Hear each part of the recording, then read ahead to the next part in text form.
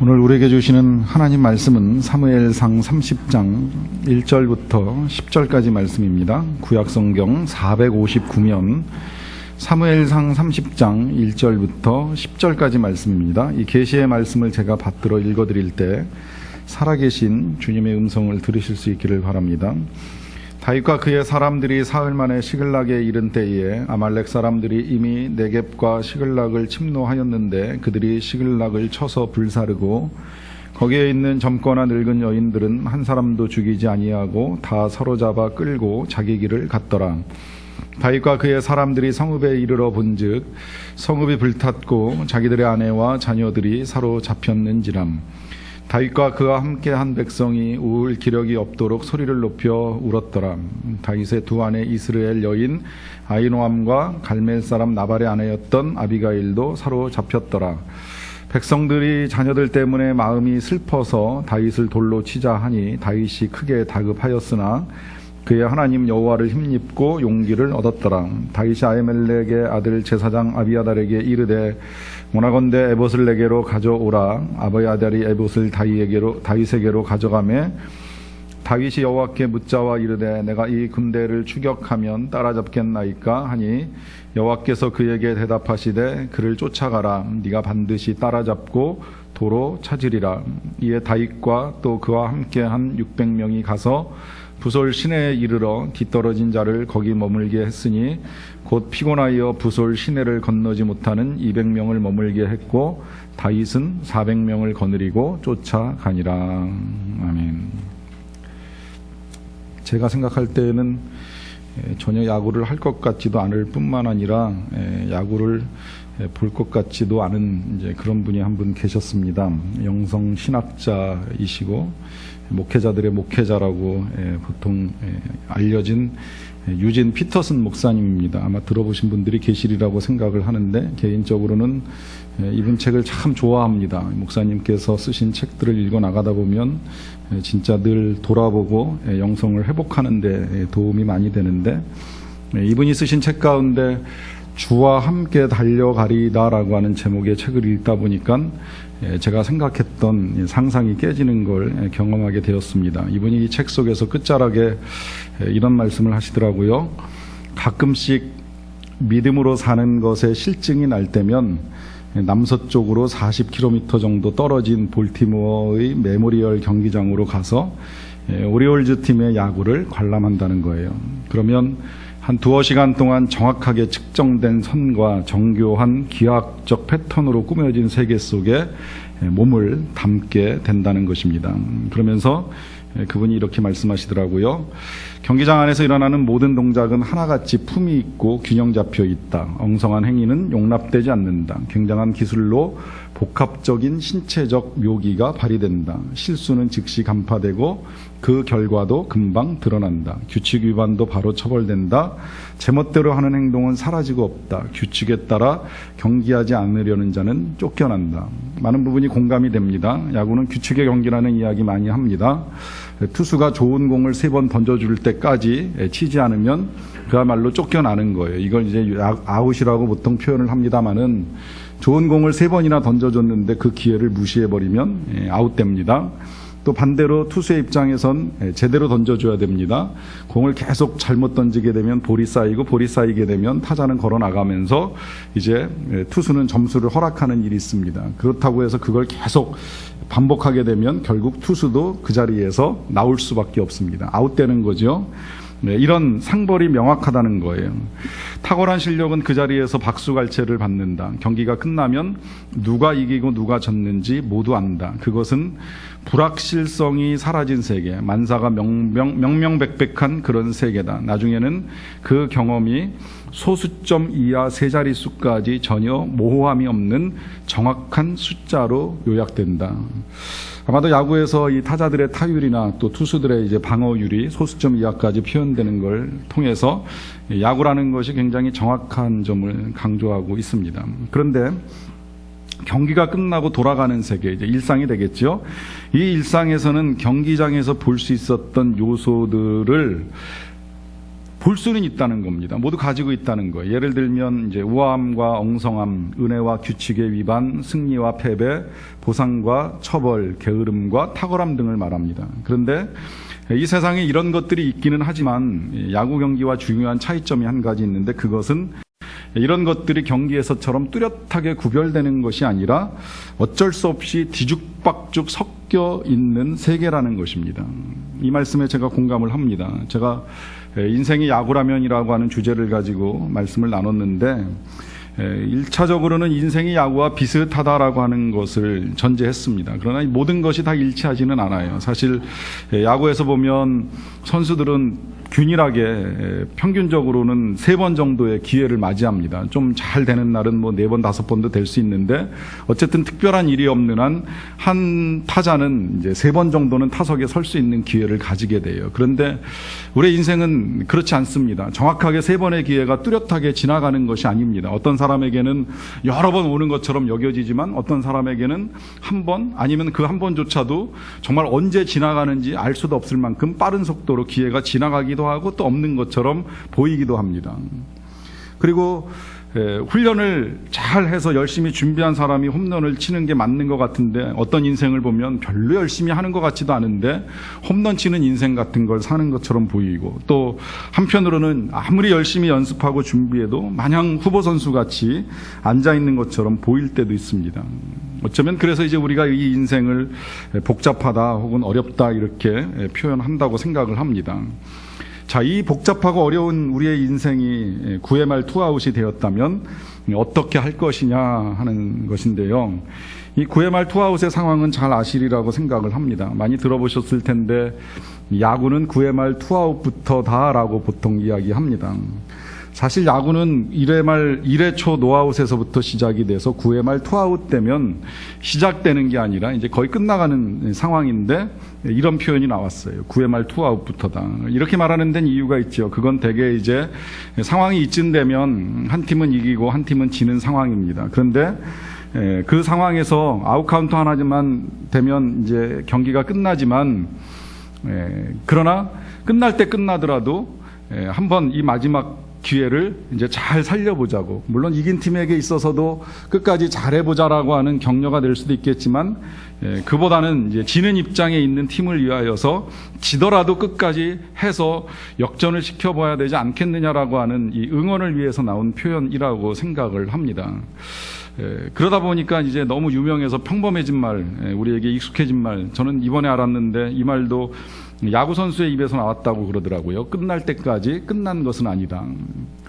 끝날 때까지 끝난 것은 아니다라고 하는 의미에서 이제 야구는 9회 말 투아웃부터다 이렇게 표현을 합니다.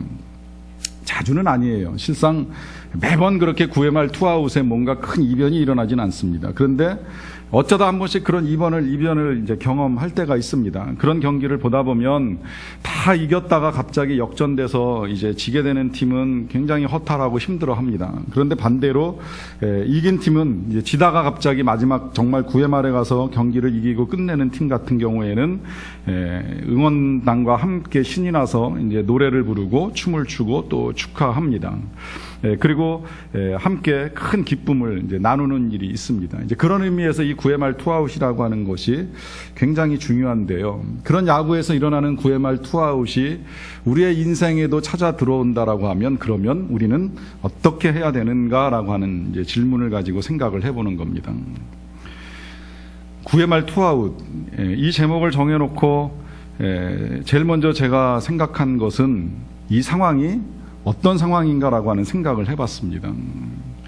이게 그냥 단순하게 인생을 하나의 시간으로 놓고 이렇게 생각해 보면 9회 말 투아웃 그러면 어쩌면 이제 막 인생이 끝나가려는 이제 마지막 시점처럼 연상될 수도 있습니다. 이미 긴 시간 동안 인생의 경기를 치러 와서 이제 끝무렵 끝자락에 가서 이제 남은 한 번의 공을 던지는 일이든 뭐 공을 치는 일이든 이 마무리를 어떻게 할 것이냐라고 하는 질문 앞에 우리가 답을 찾아갈 수도 있습니다. 물론 그렇게 생각해도 틀리지는 않습니다. 그런데 생각해보면 프로야구 선수는 인생의 9회 말 투아웃을 한 번 지나가지 않습니다. 오늘 인생의 9회 말 투아웃이 찾아왔다라고 하더라도 내일 또다시 이제 경기가 시작되면 또 다른 경기 속에서 한 해 한 해 보내고 그리고 마지막 회를 맞이하는 상황에 놓이게 됩니다. 이제 그런 면에서 9회 말 투아웃은 그냥 인생의 마지막만 우리에게 던져주는 메시지가 아니라 우리의 삶 가운데서 일어날 수 있는 일상 가운데 이런 순간들이 찾아올 수 있다는 거예요. 그리고 이런 순간들은 생각해보면 선수들에게 있어서는 가장 힘든 시간이 됩니다. 힘들다고 말씀을 드리는 이유는 이미 긴 시간 동안 야구 경기를 해왔기 때문입니다. 그리고 9회 말이 됐고 투아웃이 됐다라고 하는 건 이기지 못하고 이 시간까지 오게 된 것입니다. 여러분들 아시겠지만 이 경기라고 하는 것이 모든 삶이 다 그렇다고도 생각을 하는데요. 잘 될 때는 사람들이 피곤해하지 않습니다. 잘 될 때는 사람이 지치지 않습니다. 사업을 하는 사람이 사업이 잘 돼가지고 흑자가 나고 계속해서 사업이 성장하면 하루 종일 바쁘게 움직여도 피곤하단 말이 그렇게 쉽게 나오지는 않습니다. 그런데 똑같은 에너지를 쏟아도 성과가 없고 이익이 나지 않고 실적이 떨어지게 되면 지칩니다. 금방 피곤해합니다. 하는 것이 재미가 없습니다. 그리고 심하면 던져버리고 싶습니다. 야구의 9회 말 투아웃 상황이 전 그와 비슷하다고 생각을 합니다. 이기면서 여기까지 왔으면 신이 납니다. 지치지 않습니다. 연장에도 그렇게 두려울 게 없다고 생각을 할 수도 있습니다. 그런데 지면서 그것도 상대팀과 큰 점수 차이가 나면서 여기까지 왔다라고 하면 생각이 달라지지요. 제가 일부 예배 끝나고 나서 이 샘지기들하고 모임을 하면서 여러 가지 이야기들을 나누는 중에 1점, 2점 차이로 9회 말 투아웃 됐다 그러면 해보죠. 그런데 10점 이상 차이 난 상태에서 9회 말 투아웃 쉽게 해보려고 하는 생각을 하지 못합니다. 그건 이미 지쳐버렸고 에너지를 다 쏟아버렸기 때문입니다. 이것이 9회 말 투아웃의 현실이라고 하는 것입니다. 그러면 이 상황에서 어떻게 해야 되느냐라고 하는 것을 이제 다윗이 처한 현실과 함께 생각해 보기를 원하는데요. 다윗이 인생의 여러 상황들 가운데 이제 오늘 보는 본문이 저는 그 인생의 9회 말 투아웃이라 이렇게 생각을 합니다. 그렇게 생각하는 이유는 다윗이 경기를 할 마음은 없었던 것 같은데 사울과의 경기에서 계속 쫓겼어요. 쫓겨가지고 일방적으로 이제 지는 경기를 하고 있었습니다. 그래서 이리 피하고 저리 피하고 도망을 다녀요. 광야로도 갔다가 암굴로도 들어갔다가 다른 나라로도 피난을 갑니다. 야구에도 몇 차례 기회가 찾아오지만 이 사울 왕을 죽여서 이길 수 있는 기회가 있었는데 그 기회를 2번이나 얻었는데 제대로 써먹지를 못했어요. 그러다가 다른 나라로 가서 피신하고 있는데 그 나라하고 조국 이스라엘의 전쟁이 벌어집니다. 그러니까 복잡해진 거예요. 여기 있으면서 내 조국을 응원할 수도 없고 그렇다고 이 나라를 응원하자니 매국하는 것 같고 하다 보니까 어쩔 줄을 몰라 하는데 어찌어찌 피해가지고서 결국은 자기가 머물렀던 시글락 땅으로 돌아오게 됩니다. 돌아와서 어떻게든 살아보려고 하는데 막상 와보니까 그 전쟁 중에 아말렉이라고 하는 또 하나의 민족이 이 시글락에 쳐들어와서 다윗과 함께한 모든 사람들의 아내들과 자녀들을 다 사로잡아 간 거예요. 그리고 불을 질러놨어요. 살 수 없는 곳을 만들어 놨습니다. 이것이 지금 다윗이 겪고 있는 현실입니다. 이리저리 도망다니다가 기껏 찾아왔던 곳에 가족들은 다 사라져버리고 거처는 불타버린 이 상황 속에서 이 사람들이 얼마나 힘들었는지 그들이 취한 태도를 오늘 본문 4절에서는 이렇게 우리에게 알려줍니다. 다윗과 그와 함께한 백성이 울 기력이 없도록 소리를 높여 울었더라. 이것이 9회 말 투아웃 같은 상황입니다. 울 기력이 없도록 지치는 상황이에요.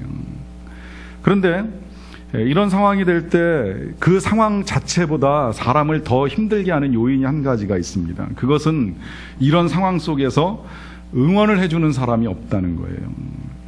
야구를 볼 때 그런 경기를 봤어요. 점수 차이는 한 6점 정도 차이가 났었던 것 같아요. 근데 처음부터 차이가 난 건 아닌데 점수를 낳고 쫓아가고 이러다가 한 9회 말쯤 됐는데 한 6점 정도 차이가 났습니다. 그런데 팬들이 열심히 응원을 하더라고요. 그러던 중에 선수들이 안타를 치고 나가기 시작하더니 이제 1점 더하기 시작을 하더니 정말 마지막에는 역전 홈런을 날려가지고 1점 더해서 역전승으로 경기를 끝내버렸어요. 그러다 보니까 정말 선수들도 즐거워하고 응원하던 팬들도 열광하는 것을 보는 일이 있었습니다. 그런데 반대의 경우도 있어요. 처음부터 점수가 확 벌어진 겁니다. 그리고 지는 팀이 더 이상은 점수를 낳지 못하고 그 상태로 계속 해가 거듭되다 보니까 마지막 9회 말 정도 되니까 이미 8회부터 보니까 사람들이 경기장을 떠나기 시작을 하는데 9회 딱 되니까 거의 다 가고 남아있는 사람이 없어요. 이기는 팀에서는 계속해서 열광적으로 응원을 하는데 지는 팀 선수들은 자기네 홈팀임에도 불구하고 이미 경기장을 다 떠나버렸습니다. 왜 그럴까요? 더 기다려봐야 아무 소용이 없다고 생각을 한 거예요. 이 경기는 도저히 이길래야 이길 수가 없다라고 생각을 하니까 팬들이 경기를 외면하고 중간에 다 집으로 돌아가 버립니다. 이게 이제 힘든 겁니다. 사람이 힘든 건 일이 안 돼서도 힘들지만 그 안 되는 상황 속에서 누군가 응원하는 사람이 필요한데 응원해주는 사람이 없다라고 하는 거예요. 다윗이 지금 그 일을 겪고 있습니다. 본문 6절 앞부분만 좀 보겠습니다. 백성들이 자녀들 때문에 마음이 슬퍼서 다윗을 돌로 치자 하니 다윗이 크게 다급하였다 그래요. 같이 도망을 갔다 돌아온 백성들이 원래는 다윗의 지지자들이었어요. 근데 이 지지자들이 와서 보니까 가족들이 다 사라져 버렸어요. 그리고 도시가 불탔어요. 이런 상황 되면 사람들은 원망의 대상을 찾습니다. 이게 다 누구 때문이냐? 항상 불평의 대상을 찾게 되어 있잖아요. 그러다 보니 이건 다 다윗 때문이다, 너 때문이다 이런 생각을 하기 시작하고 그 생각이 사람들 사이에서 퍼져나가다 보니까 사람들이 돌을 들어가지고 다윗을 치려고 하는 겁니다. 이 상황을 다윗의 입장에서 생각을 해보세요. 아무도 응원해주지 않습니다. 다윗 자신도 얼마나 힘들어요. 그동안 불의한 일이 없음에도 불구하고 사울에게 쫓겨다닌 것도 힘들어 죽겠는데 여기저기 다니면서 숨어있고 미친 척하고 온갖 모욕스러운 일을 다 하고서 돌아왔는데 다윗에게도 아내를 빼앗기고 자식들을 빼앗기는 아픔이 있는데 그 아픔 가운데 지금까지 믿고 따라왔던 사람들이 이제는 돌을 들어 치려고 하니까 다윗이 견딜 수가 없는 거죠. 다급하였다라고 성경이 말씀을 하고 있습니다. 그런데 이런 상황에서 이제 어떻게 해야 되느냐라고 했을 때 다윗이 보여주는 태도가 있습니다. 그 태도가 아까 그 6절 말씀 다시 보시겠습니다만 그 뒷부분에 이제 이렇게 이어집니다. 다윗이 크게 다급하였으나 그의 하나님 여호와를 힘입고 용기를 얻었더라. 이런 상황, 정말 그 야구의 9회 말 투아웃 같은 상황에서 경기는 다 끝난 것 같고 응원하는 사람이 한 사람도 없는 것 같은 바로 이 상황에서 다윗이 취하는 일이 바로 이것입니다. 하나님을 힘입고 용기를 얻는 것입니다. 여기서 우리는 이런 사실 한 가지를 더 확인을 하게 돼요. 사람들은 변한다라고 하는 것입니다. 그러나 하나님은 변하지 않으신다라고 하는 것입니다. 제가 간증을 보면서 은혜를 받아서 자주 예를 드는 선수 가운데 한 분이 이영표 선수인데요. 그가 하나님을 믿는 이유를 정확하게 밝혔어요. 내가 하나님을 믿는 이유. 그는 말하기를 팬들은 변한다는 겁니다. 골을 넣고 승리를 하면 환호하고 열광하고 지지하고 기뻐합니다. 그런데 어느 한순간 실수를 하고 실패를 하고 경기에 지게 되면 팬들은 비난하고 욕하고 떠난다는 겁니다. 그런데 하나님은 변하지 않으신다는 거예요. 잘할 때는 잘한다고 칭찬해 주시고 못할 때는 그래도 괜찮다고 다시 한번 뛰어보라고 격려해 주시는 하나님 변함없으시기 때문에 자신은 하나님을 신뢰한다라고 하는 고백을 하고 있습니다. 다윗은 지금 그런 상황입니다. 경기는 졌고 팬들은 떠났습니다. 더 이상 뛸 힘이 없습니다. 그런데 뛰어야만 되는 상황이라고 한다면 이 상황 속에서 어떻게 할 것인가? 바로 하나님을 힘입는 것입니다. 그리고 그 하나님과 함께 용기를 내는 것입니다. 여러분, 우리의 삶에 하나님께서 우리를 응원하도록 허락하신 가장 기초적인 응원단이 가족이에요. 그리고 두 번째 응원단이 교회 공동체입니다. 사실 가족들의 응원을 받으면 누구라도 힘이 나게 되어 있습니다. 하루 종일 일하고 돌아온 남편이 아내나 아이들로부터 힘드셨죠라고 하는 한마디 들으면 하루의 피곤이 사라지게 되어 있습니다. 집에서 아이들과 함께 여러 가지 일들을 하느라고 굉장히 애쓴 아내를 만나는 남편의 첫마디가 당신 오늘 힘들지 않았느냐라고 하는 말만 해주어도 아내는 하루의 피곤이 다 사라지게 되어 있습니다. 학교에서 열심히 공부하고 공부 끝나고 집에 돌아오기가 무섭게 또다시 책가방을 바꿔 들고서 학원에 가서 밤 10시까지 공부하고 돌아오는 이 아이는 피곤하지 않겠습니까? 그 피곤한 아이를 만나자마자 엄마나 아빠가 얼마나 힘드냐라고 하는 한마디의 응원이 그 아이에게 힘이 될 수 있습니다. 가족은 응원단입니다. 가족은 응원하라고 하나님이 우리에게 보내주신 천사들입니다. 그래서 가족이 응원을 하면 좋은데 때때로 가족이 응원을 할 수 없는 상황에 놓이게 될 때 이제 또 하나의 응원단으로 하나님이 우리에게 허락하신 것이 믿음의 공동체입니다. 이 공동체에서 우리가 함께 만나면서 함께 모이면서 서로를 응원하는 일들을 하는 겁니다. 세상에서 힘들지만 그 힘든 걸 함께 이겨나가자고 기도하자는 이야기도 하고 기도해 주기도 하고 함께 축복해 주기도 하면서 서로를 응원하며 달려나갑니다. 우리의 인생이 늘 야구 경기와도 같이 치열하게 경쟁해야 되고 치열하게 싸워야 되고 어떤 때는 정말 다 끝난 것처럼 9회 말 투아웃 같은 상황을 맞이할 수밖에 없기 때문에 그 상황들 속에서 서로를 응원하라고 하나님이 이 귀한 교회 공동체를 우리를 불러주신 것입니다. 그런데 어느 한순간 그 응원의 소리가 우리에게 들리지 않을 때가 있어요.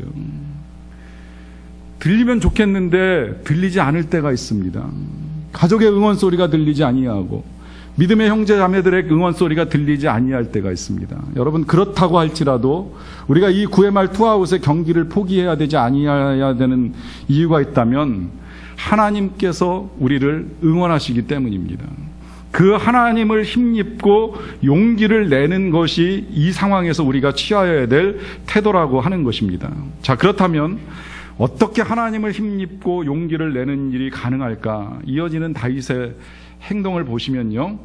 다윗이 이 제사장의 아들에게 에봇이라고 하는 제사장의 옷을 가져오라고 합니다. 어떤 방식으로 취하였는지는 모르겠는데 그가 그것을 가져다가 이제 하나님과 대화를 나눠요. 8절 말씀을 보시겠습니다. 다윗이 여호와께 묻자와 이르되 내가 이 군대를 추격하면 따라잡겠나이까 하니 여호와께서 그에게 대답하시되 그를 쫓아가라. 네가 반드시 따라잡고 도로 찾으리라. 자, 여기서 이제 우리가 보게 되는 것이 바로 이것입니다. 다윗은 하나님의 뜻을 묻습니다. 하나님의 말씀에 귀를 기울이고 하나님의 생각을 알고자 합니다. 이게 참 중요합니다. 이런 상황에 놓이게 되었을 때에 사람들에게 묻지 않는 것입니다. 쉽게 생각하면 다윗이 그럴 수 있어요. 야, 우리 어떻게 할까? 우리 지금 쫓아가서 찾아올까? 아니면 지금 쫓아갈 수 있는 형편이 되나 안 되나? 의논할 수 있어요. 아니면 혼자서도 그렇게 생각할 수 있죠. 내가 다시 갈까? 말까? 가서 싸워가지고 찾아와야 되는가? 아니면 찾아갈 수 있는 지금 형편이 아닌가? 고민할 수 있어요. 그런데 그 모든 고민이나 의논을 다 뒤로하고 다윗이 취하는 방식은 뭐냐면 하나님께 묻는 거예요. 하나님의 뜻을 묻는 겁니다. 어떻게 해야 됩니까? 여러분 언제나 우리가 인생의 9회 말 투아웃이 찾아온다라고 하면 이 사실을 잊지 마세요. 사람들과 의논하는 일도 필요하고 나 혼자 고민하고 생각하는 일도 필요하지만 하나님의 생각은 어떠하신지를 묻는 것이 중요합니다. 그 뜻을 알아야 됩니다. 그런데 때때로 그 뜻이 어떻게 되는지는 잘 모르겠다라고 하는 질문이 있으면 가장 기본적인 뜻은 하나님이 우리에게 가르쳐 주셨어요. 그것은 우리가 항상 기뻐하는 것입니다. 쉬지 말고 기도하는 것이고 범사에 감사해요.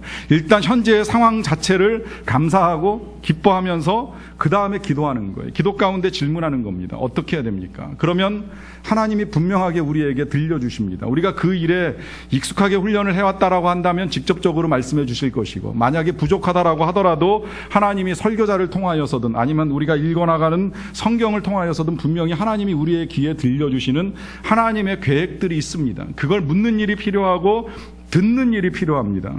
다윗은 이걸 알고 있었기 때문에 하나님께 질문을 드리는 거예요. 그 질문 가운데 다윗이 들은 대답이 바로 이것입니다. 그를 쫓아가라. 네가 반드시 따라잡고 도로 찾으리라. 여러분 이 말씀이 얼마나 귀한 말씀입니까?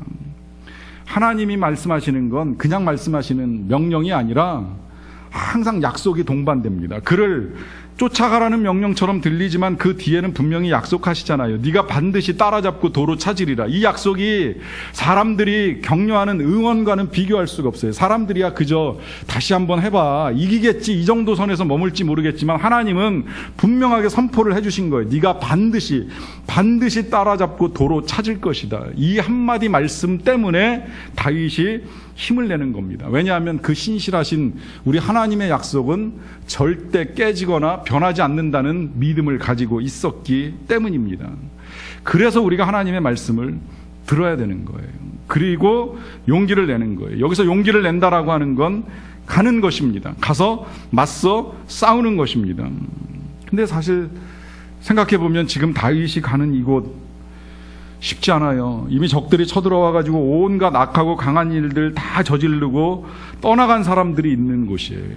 이 아말렉 족속은 당시 고대 중근동 지역에서도 가장 악독한 족속이었기 때문에 하나님께서 이 족속을 만나면 진멸하라고 하실 정도로 아주 악독한 민족입니다. 그 민족들 틈 가운데에 가족들이 붙잡혀 있는데 잘못 쳐들어가면 가족들이 위험을 당할 수도 있는 그런 상황입니다. 거기에다가 또 가려고 했는데 가다 보니까 한 600명 정도 데리고 가기는 가는데 그 중에 한 200명 정도가 못 가겠다 그래요. 시내를 건너야 되는데 물 보고 나더니 우린 더 이상은 지쳐서 못 가겠다라고 하면서 손을 들어버립니다. 그래서 남은 사람 400명인데 이 400명 데리고 갑니다. 얼마 되지 않아 보이지만 작아 보이고 또 이 사람들이 지쳐 있지만 그 사람들과 함께 가는 거예요. 이것이 또 하나 우리가 구회말 투아웃에서 취해야 될 자세라고 할 수 있겠는데요. 그것은 현재 남아있는 것 가지고 하나님과 함께 가는 것입니다. 같이 갈 수 없는 사람들 때문에 속상해하는 거 아닙니다. 잃어버린 것들 때문에 미련 갖고 주저하는 것이 아닙니다. 그저 주어진 대로 하나님이 내게 남겨주신 사람들, 남겨주신 자원들을 가지고 믿음으로 하나님과 함께 가는 것입니다. 그리고 두려워도 가는 것입니다. 하나님 때문에 용기를 내서 가는 것입니다. 여러분, 용기를 두려움이 없는 상태라고 생각하지 마십시오. 전 뉴욕 시장이었던 줄리아니가 9.11 사태가 일어나고 난 다음에 용기를 이렇게 정의를 해줬습니다. 용기는 두려움이 없는 상태가 아니라 두려움에도 불구하고 반드시 할 일을 하는 것이다. 비록 불길이 두렵지만 그 불길 너머에 사람이 있다면 그 사람을 살려야 되는 것이 마땅하기 때문에 그 불 속으로 뛰어 들어가는 것이 용기다. 피하지 않고 맞서는 것을 말합니다. 중국의 최고 역사학자로 손꼽히는 사마천이라는 사람이 당시에 가장 수치스러운 궁형을 당하면서도 완성한 책이 우리에게 알려진 사기라고 하는 역사책입니다. 궁형이라고 하는 건 사람을 죽이지는 않지만 사람에게 최고의 모욕, 특히 남성들에게 최고의 수치를 안겨주는 형벌이다 보니까 궁형을 당하느니 차라리 사형을 당하는 것이 낫다고 생각을 합니다. 그래서 궁형을 당한 대부분의 남자들은 수치를 견디지 못하고 자결하는 일도 일어납니다. 그런데 이 사마천이 궁형을 당하고 난 다음에 자결하지 않고 끝끝내 살아남아서 사기라고 하는 역사책을 완성을 했어요. 그러고 나서 그 후에 친구인 임석영이라고 하는 사람에게 보내는 보임 소경서라고 하는 글에서 이렇게 말을 합니다. 극형을 받으면서도 태연하게 부끄러운 빛조차 띄지 않았던 것은 이 저술을 미완성으로 끝내고 싶지 않았기 때문이다. 내가 이 책을 완성해서 명산에 소장하고 각지의 지식인들에게 전달할 수 있다면 궁형을 받은 나의 수치스러움도 깨끗이 씻을 수 있지 않겠는가. 아버지의 뒤를 이어서 아버지의 유언을 받든 이 책을 다 끝낼 수만 있다면 그 후에는 내 몸이 산산조각이 난다 해도 아무런 후회가 없다. 죽는 것은 오히려 쉽다. 목숨을 끊는 것보다 더 어려운 것은 살아남는 것이다. 그 유일한 이유는 아직 다 하지 못한 일이 남아있기 때문이다. 이 사마천이 궁형의 부끄러움 속에서도 살아남은 이유를 분명하게 밝힙니다. 그것은 아직 다 하지 못한 일이 남아있기 때문이라고 하는 것입니다. 구회말 투아웃에서 우리가 쉽게 포기하지 말아야 되는 이유, 그리고 그 상황 속에서 다시 우리가 마지막까지 가야 하는 이유는 빨리 끝내는 것만이 능사가 아니라 어려워도 살아남아 할 일을 계속 해야 하는 것 때문입니다. 저는 이 글을 읽다가 우리 예수님이 생각이 났어요. 예수님의 생애에 몇 차례 구회말 투아웃이 있었을 거라고 생각을 하는데, 마지막에 당하신 그 구회말 투아웃의 상황, 승부가 너무나도 처절했습니다. 말할 수 없는 패배로 만신창이가 되셨어요. 응원을 해주는 사람이 한 사람도 없었습니다. 처음부터 없었던 건 아니에요. 아니, 오히려 예수님은 정말 많은 응원단과 지지자를 거느리셨습니다. 그런데 어느 한순간 치르신 이 경기에서는 갑자기 이 응원단들이 돌변합니다. 원수가 되고 안티팬들이 되어버렸어요. 그리고 몇몇 지지자들은 다 떠나가 버리고 말았습니다.